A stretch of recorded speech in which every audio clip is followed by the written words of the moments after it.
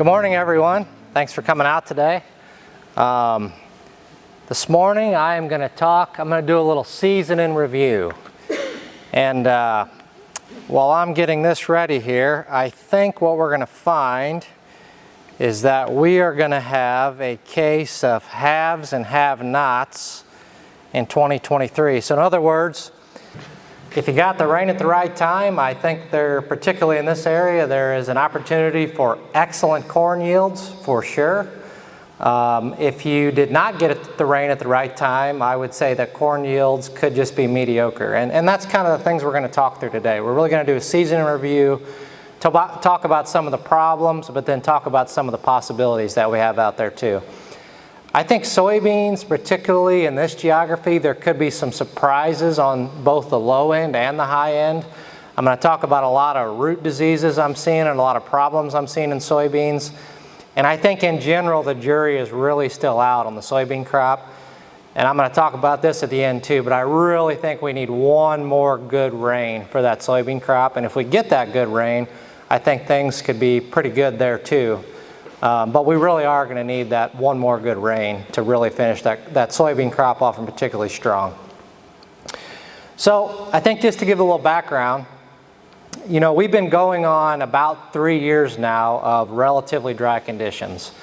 This isn't the first year. We're going on, you know, about 3 years where we've been lacking some moisture. Luckily, we've had pretty good yields because we've had some timely rain events in general. Right? So if we start thinking about this particular season, thank the Lord, we did get a good amount of precipitation in both February and March locally. And thank gosh that happened because we were coming out of a very dry winter. And by the time we got to early April, the soil profile had been filled back up. We were officially out of any drought monitor, which is what I have here on the screen. As of April 1st, this part of Illinois and Iowa, we were not in a meteorological drought. So the soil was full, and thank the Lord that it was. Because as we worked our way through April, it was very dry in April. We then followed that up with a historically dry May.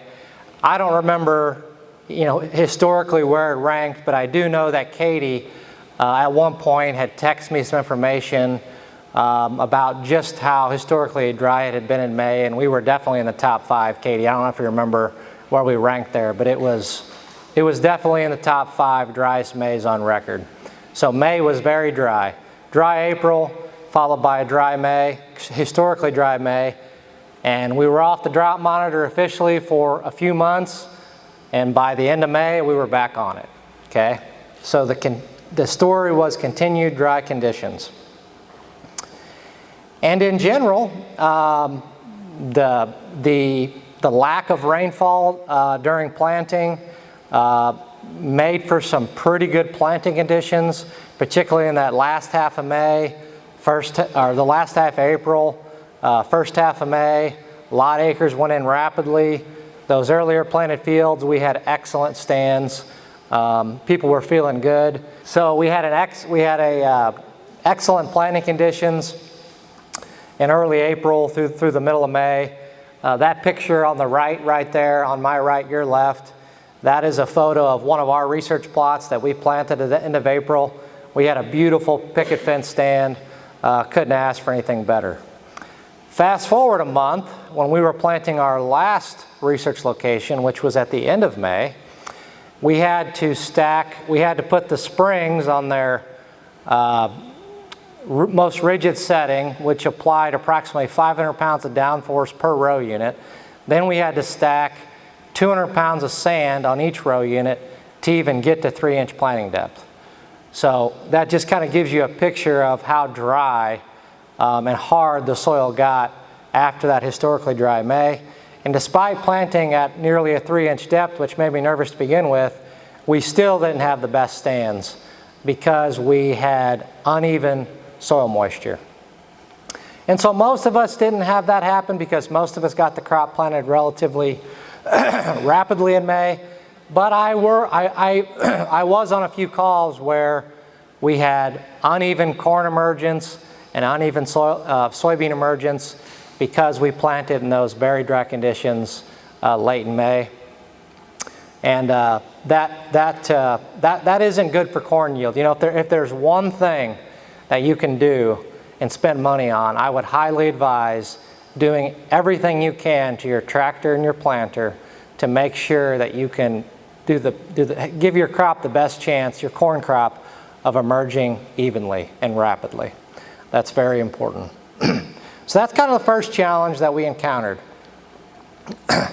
Before we move on to the next challenge, I'll just make reference that I have different cover crop trials at my research locations, and that cover crop this year, cereal rye, made uneven emergence and delayed emergence even worse. There's a couple photographs here. You can clearly see that these two rows right here versus no cereal rye. This is at our Hampton research site. You can see here in the background we had corn that was V2, V3, and if you look really closely, you can see here in this cereal rye cover crop that we had a couple plants coming out of the ground, and we ended up with very uneven emergence in the cover crop, particularly at that last planting date. And I'm not here to say that cover crops don't have a fit and don't have a place. I'm just here to say that they caused a lot of challenges in the spring of 2023, particularly if you didn't get planted at the end of April or in early May when we had moisture. So then we followed our historically dry May up with another very dry June. I'm not sure that it made historical dryness, but it definitely contributed to the dry conditions. And now we have moved from moderate drought into more severe drought by June 27th. This is the drought monitor map from June 27th, and that caused some other problems. So we got the crop out of the ground, and I started getting lots of phone calls about potassium deficiency in corn and soybean. What do we do about it? Hov, I think you referenced that we sold more 0012 basically as a rescue K application for some cornfields than we ever have before. So, you know, I had lots of phone calls. We were selling lots of rescue potassium application products for corn. And, you know, this should not be surprising. I think we all know that whenever we have dry soils, it makes it even more difficult for the crop to access that potassium, because that potassium, although it doesn't move very far, it does move roughly about an inch. But to move that inch, it needs to be diffusing toward the crop in a film of water. So when the soil gets dry enough and the water, those water films between clods and PEDs get separated, that potassium can't move toward the crop. So potassium deficiency was a big problem in both corn and soybean. Particularly, we started noticing that in the month of June.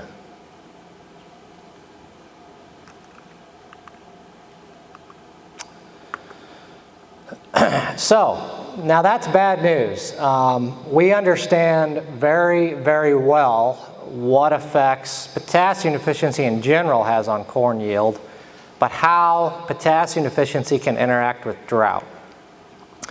So, in a nutshell, you know, if you would expect to get a 10 bushel yield increase from a potassium application in a normal soil wetness year, you might expect to get a 20 bushel yield increase in a dry year, okay? So one way to overcome dry soils is to increase the concentration of potassium in the soil, and then you're less affected by making sure you have moist soils. There are many, many examples of this throughout time where crop scientists have investigated this. I'm going to show you just a little bit of data from a very recent publication that was published in 2020. And to give you a little background here, the average soil test level was 121 part per million. That's reasonably low, but I'm going to show you some data here in a minute that suggests that approximately 40% of the soils we manage are close to that or below that. This is the average of 10 hybrids, so I'm going to show you a little bit of data. Just notice that that was the average of many hybrids. And generally speaking, all hybrids showed this same interaction in this study. So here we have yield increase over the unfertilized K plots, percent increase over the unfertilized K plots. So this is fertilizer rate in pounds per acre. We have 50 pounds or 75 pounds, and then we have irrigated or drought stressed. So in the irrigated plots, probably not too surprised, when we only had 121 part per million of K, we had about a 9% yield increase with 50 pounds of K. But when we had drought stressed corn, we had a 20% increase. So what I said earlier is literally true. You can double your yield increase per pound of potassium fertilizer in a drought situation versus an irrigated situation. You can see the same trend continued with that 75 pound K rate. So in a drought stressed environment, that potassium fertilizer was much more important than in a normal year. And you shouldn't just think, well, how nobody's got 121 part per million of soil test K levels. Well, this figure here is actually about 31,000 soil samples that we have stored at Midwest Labs from our customer base from 2007 to 2015. And I use this information because this is our information, but if you look at some of the lab surveys or the state surveys, this data mirrors what some of the lab and state surveys say. So let me explain to you this here for just 1 second. So this is 225 part per million here. 225 to 300 part per million, that represented about 25% of the samples of the 32,000 samples that we have, okay?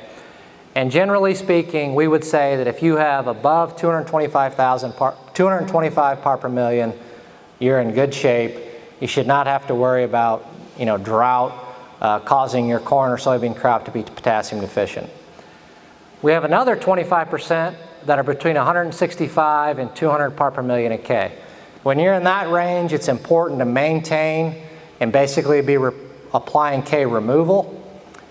But then we have another 50% of the samples that are from about 150 part per million all the way down to 0 part per million. And I just referenced 121 part per million. That probably represents roughly 35 to 40% of the soil samples within this 32,000 samples that we've collected over time in Illinois and Iowa. So I'm telling you, there's a lot more soils out there that fall in this category than you might think.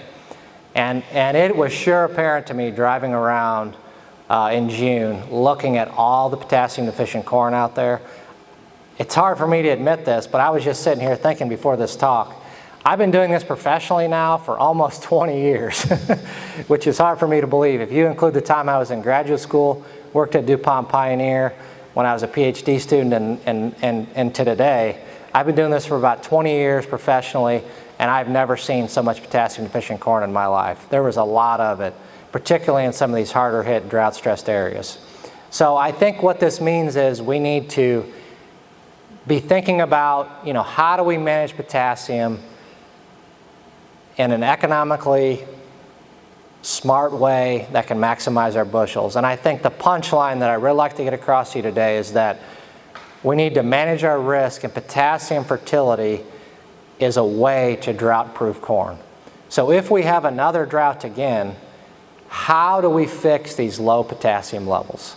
Because one way to do it would be spend about $300 an acre on potassium fertilizer and, man, just shoot for the moon and get those levels up there. But we all know that that's not realistic, right? It's not realistic to purchase $300 an acre potassium fertilizer. I mean, Hub, you'd love that, wouldn't you? Maybe? But it's not realistic. So what's one way that you could shortcut the system? So let's talk about that. So, for example, if I would take 100 pounds of potassium fertilizer, I could change the soil test level by about 11 part per million. That's assuming that I broadcast apply it and I incorporate that 100 pounds of potassium to a 6-inch depth. Okay, 100 pounds of potassium is only going to move your soil test level by 11 part per million. So you're only going to go from 121 to about 132. And that's not going to make any big changes. If you take that same 100 pounds of potassium and you incorporate it in an 8-inch band to a depth of 6 inches, you're going to change the soil test level in that area by 42 part per million. So these fields that were now 120 part per million, now you could be approaching that 160 part per million. So that is one way to shortcut the system. And you could do that by doing something that we are calling exact strip. I'm not going to go into a lot of the details about exact strips today because I've talked about it a lot before. If you're interested in a lot more detail about what that is specifically, how to do it, what it costs, you can ask one of your local Liqui-Grow salesmen, or you can watch one of our many YouTube videos on the subject. But in short, what we've been able to do is share RTK guidance information between tillage equipment, our planter tractors, and our floaters, and we can band apply potassium right where you're going to plant the crop. And this is, oh yeah, it's probably not going to do that on there, but maybe Katie can do it. So this is just one of our John Deere floaters up in Traer. When we were kind of researching this idea, we were partnering with a farmer to see how close we could get to his strips and did some measuring of how far off we could be. So this is just an example of what I'm talking about. So if you have low potassium acres out there or rented acres, I really do think this is a way to shortcut the system and get those potassium fertility levels higher without breaking the bank. All right, so then finally, and thank the Lord it happened. So approximately at the very end of June, the first week or two of July, we had a couple-week period where we had ample precipitation, particularly in eastern Iowa, extreme eastern Iowa and northwest Illinois. This here is some information regarding when those rains occurred. The red line would be what the average precipitation would be over that period, and the green line is the actual reported precipitation over that period. So basically, in the first 2 weeks of July, we had, this is for Aledo, Illinois, by the way, we had about 4.75 inches of rain in this specific geography. And in general, since then, we have been trending above average rainfall conditions for this specific geography. And that's why I think in this specific geography, there's a lot of potential to have a good corn crop. I believe we do need another rain to put the icing on the cake on the corn crop, and we definitely need another rain to finish out those soybeans. But I think locally here, we've been in pretty good shape since about the end of June. Now that rain toward the end of, thank you, Katie, that rain toward the end of July was a good thing. We needed it, I'm glad we got it, but there were some other things that cropped up because of that rain. So toward the end of July, I started getting a lot of phone calls about yellow spots in soybean fields. And I went and looked at the first one, didn't think much of it, sent Katie some pictures, told the salesman what it was. Got a little bit of Phytophthora. Phytophthora happens every now and again, but probably an isolated incident. A lot of times Phytophthora is isolated, probably no big deal. But as time went on, I kept getting more phone calls about yellow spots in soybean fields. And as of today, I've been in 15 different soybean fields, specifically related to Phytophthora. I've been in many other soybean fields with other problems, but as of today, I've confirmed in 15 different fields that I've physically been in that these yellow spots are being caused by Phytophthora. And it isn't just isolated areas in some cases. You can see here in this photograph, this is kind of in a pretty large low swale throughout a field. You can see back here in the background, this is on the entire kind of upper upland area of that field and across that side slope. This is the uppermost corner of this field, but you can also see it down here in the swale and over here in the corner. So it isn't entire fields that are infected, but definitely in areas that held water or where water flows. That big rain event was enough soil moisture that we ended up getting quite a bit of Phytophthora in soybean that started showing up at the end of July. And I've been on some service calls in this geography. It's not in every geography. For whatever reason, you get north of DeWitt, and we don't seem like we have that, and maybe we didn't get as much rain there at the end of June and beginning of July, but there's definitely a lot of pockets of that in this geography and as you move north toward the Quad Cities. So what is Phytophthora? Phytophthora is it's a soil-borne fungi. It can persist in the soil for years and years and years at a time, and really if you have Phytophthora really bad, you will see above ground symptoms. It will kill soybean plants. But what I'm seeing is, yes, I've seen some soybean plants that have physically died from it, as in this case right here. That soybean plant physically died from the Phytophthora. But these soybean plants are not dead, but they're injured. And what you need to look for is you need to look for some chocolatey lesions at the base of the stem. They're kind of red to chocolatey lesions at the base of the stem, and just generally very poor root quality. Here's another one of these chocolatey lesions at the base of the stem. And I've sent 3 samples off to Iowa State to confirm that that's what I was seeing, because I was a little bit shocked that we seen this. Katie, you can go ahead and go to the next slide if you want. Whoop. A little bit shocked that we were seeing this, because typically when you see Phytophthora, you see Phytophthora as a seedling disease. Typically you get Phytophthora, it kills seedlings, it kills young plants, and that's pretty much the extent of it. But this year, we actually got Phytophthora when the plants were well out of their initial vegetative growth phase and going into reproductive phase, which is not common, and I don't know that I've seen a lot of it, but I've been communicating with Allison Robertson at Iowa State. She's their plant pathologist, and she was actually just on a radio talk show talking about this. There's a Phytophthora epidemic across the Midwest, Iowa, Illinois, southern Wisconsin, Nebraska, Missouri, seeing lots of Phytophthora all over the place this year, and they're not 100% certain why, because we didn't have the early season conditions for it, but we definitely have it now. And some of the dry conditions are making this worse. The problem comes is that, when you have Phytophthora, you have this stem and root rot. Now the plant, it's got its knees cut off and it can't access that valuable soil moisture that's there. So I would expect that some of these fields that do have Phytophthora are going to start deteriorating a lot more rapidly than you might expect. So I'll stop with Phytophthora for now. We can, if you want to talk more about specifics of Phytophthora, what it is, how it works, how it operates, we can talk afterwards. But the real thing you might want to know is, well, what do I do about it going forward? So what are some control options for Phytophthora? Seed treatment provides good, effective early season control and suppression of Phytophthora, okay? However, I do not think the seed treatment had a lot of good activity in this crop season, because we got the Phytophthora well after seedling emergence. We didn't really get it until that crop was in very late vegetative phases and early reproductive phases. Those seed treatments have very good activity on Phytophthora, but what happens is that seed treatment active ingredients gets diluted in the crop.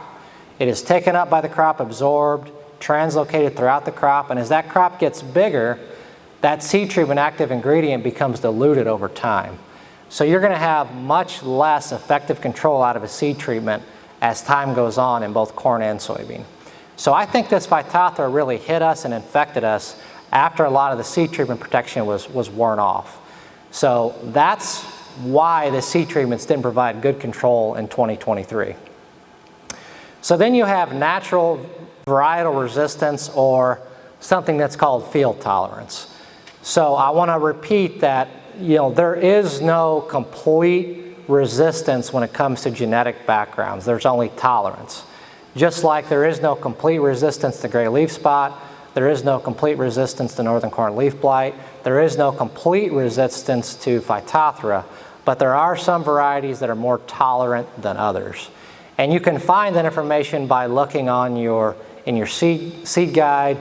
There should be a trait that's called Phytophthora field tolerance. So be thinking about Phytophthora field tolerance and selecting varieties that have good tolerance. Now there's also something called Phytophthora genes. And I actually did not know this until I was brushing up on this last night before I gave this talk. But those genes can actually grant the soybeans full resistance.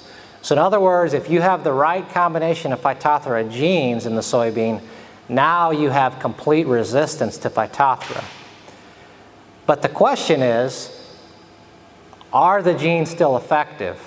So just like weeds, just like insects, just like weeds becoming resistant to herbicides, just like corn rootworm becoming resistant to transgenic traits, we're also seeing that these Phytophthora genes are not working as effectively as they once used to. And the industry really needs to work hard on discovering new Phytophthora genes. So this is a very recent publication that I was reading last night. Instead of putting together my bed with my wife, I was reading science papers last night, preparing for my presentation. I do have a slideshow here today. But I came across this paper and I thought it was very great information to share with you today. So we're going to, this is basically a survey of Phytophthora genes in the state of Iowa and Nebraska, and how effective are these Phytophthora genes today. Very recent paper, so good information. Katie, you can go to the next slide. And I think I know what happened in 2023.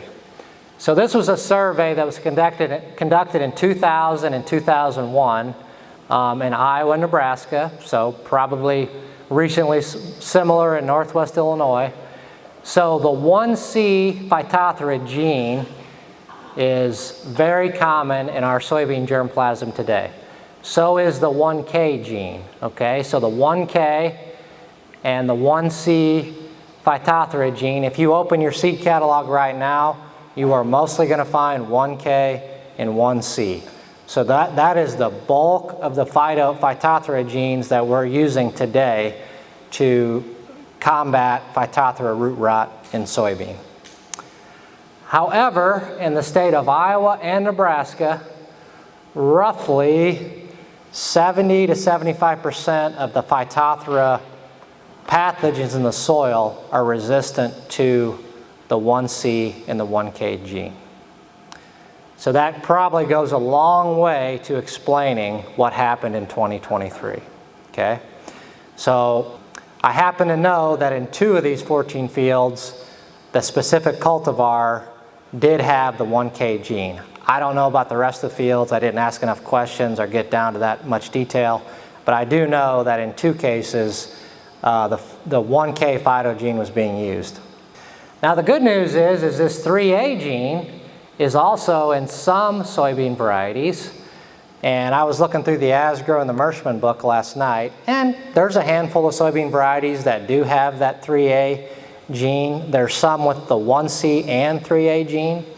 So I think one thing you could do next year is, if it makes sense, if the variety meets all the other check marks, I'm pretty confident in saying that, you know, if you're concerned about Phytophthora next year, the 3A gene would probably be something to try to strive for. You know, and I think this year's a little bit of an anomaly, but in general, historically speaking, Phytophthora is the biggest problem in poorly drained spots and in poorly drained fields. So if you have a poorly drained field that you are considering planting in soybean next year, that's the place, historically speaking, where you're most likely to have Phytophthora issues. I think that's where I would try to find a soybean variety that has the Phytophthora 3A gene. And I'll also just say, you know, the problem with doing all this, folks, and I realize this, is you never know what the disease of the year is going to be, right? I mean, you can't pick a perfect soybean variety with good defenses against everything. But I do think you can think about, okay, I've got these 2 fields, they're very poorly drained. Historically speaking, that's where Phytophthora is going to be a problem. It'd probably be a good idea to try to find a soybean variety that's got high yield potential and has, this 3A Phytophthora gene in it. On your well-drained acres, it's probably not worth fussing with in general, but on some of those poorly drained acres, it may be worth trying to find a variety with that 3A gene.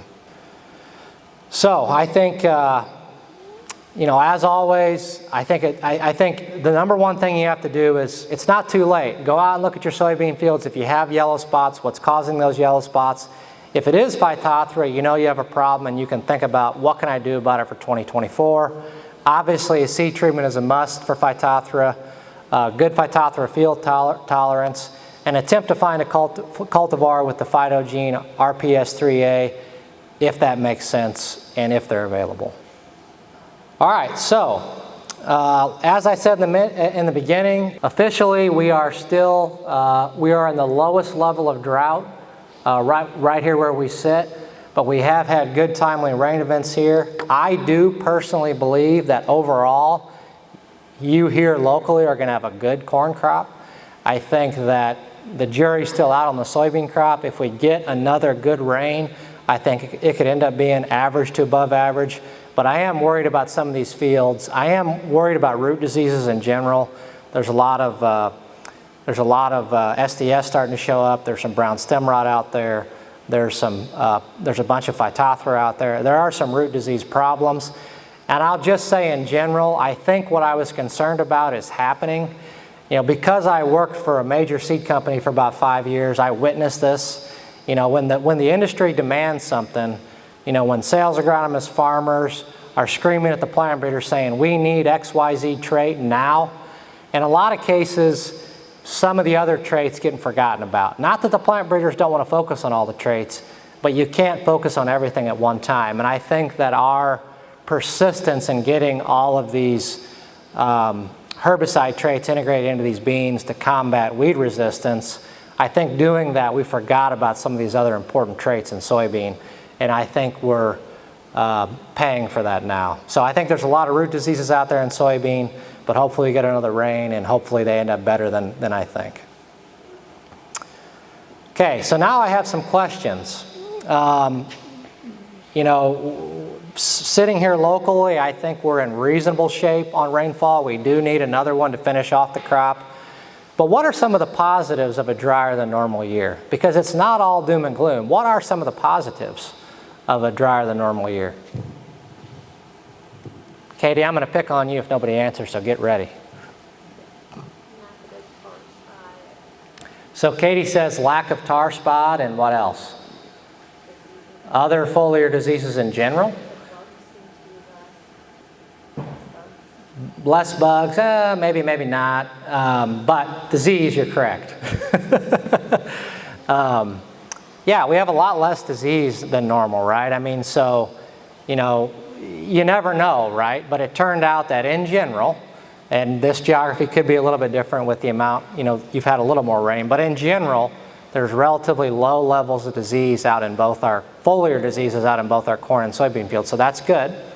So what else is a positive about a drier than normal year?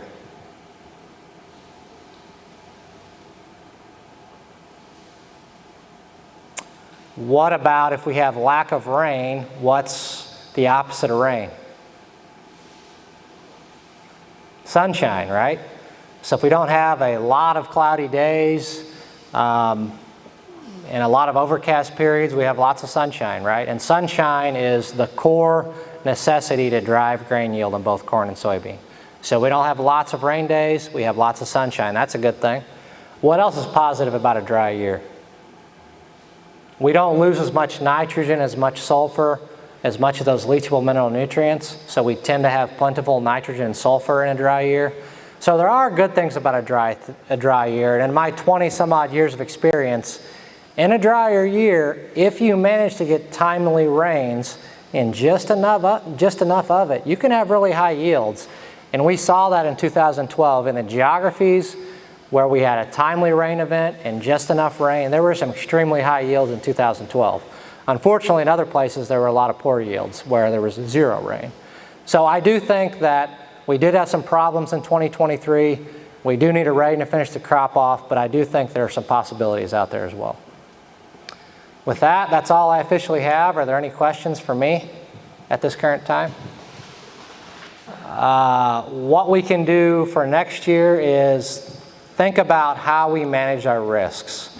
And two risks that I can think of off the cuff are Phytophthora, obviously we just talked about today. That's what the talk was all about. How do I manage risk for 2024?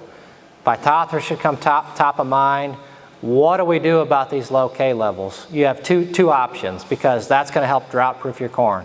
You can spend a whole bunch of money on potassium fertilizer, or you can place it in a way that can build the soils in the area of the root zone.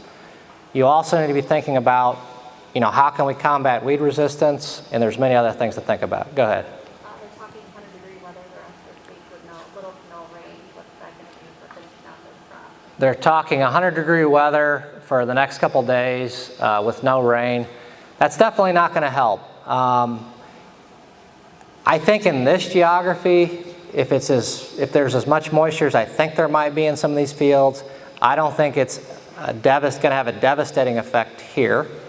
But in areas where there's been a lack of rain all year, I think it's really going to hurt. I think it could lead to some crops, particularly these soybeans that have a lack of root system.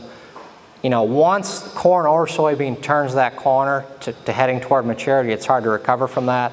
So I do think where there's compromised crops already out there, it's going to be the nail in the coffin. But in areas where we do have a reasonable soil moisture and a reasonable root system, I think the crop's going to push through it and could even could even make it to another rain. But where the crop's already compromised, it's not going to be good.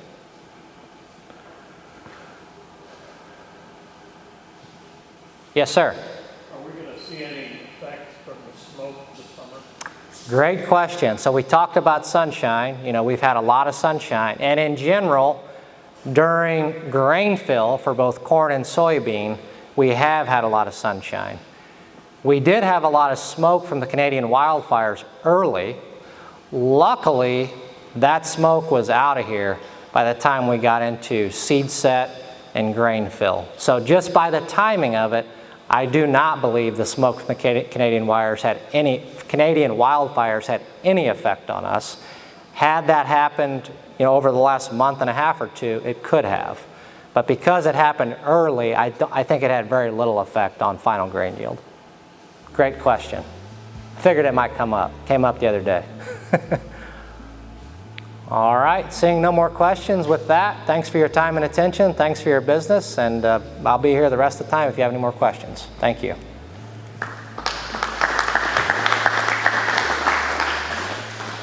Lead Academy. Liqui-Grow. Excellent. And agronomy Development.